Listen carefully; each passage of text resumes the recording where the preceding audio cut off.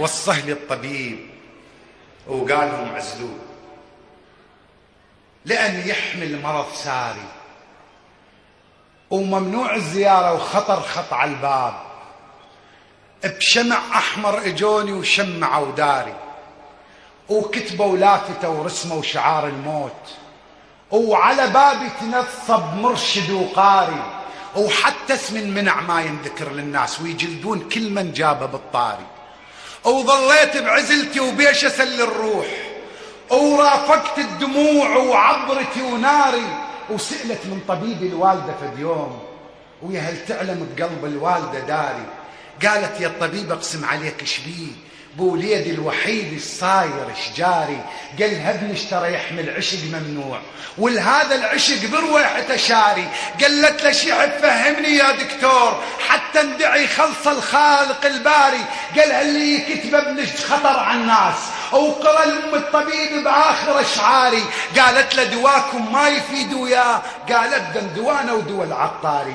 قالت له اللي يحبه منين من يا ناس أريد أنا أعتني لو آخذ بثاري.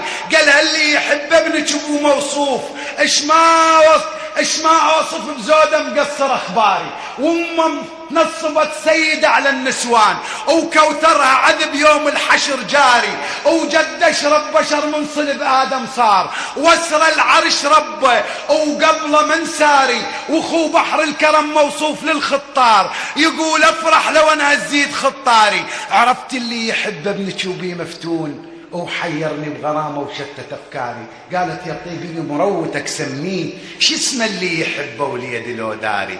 قالها بكربله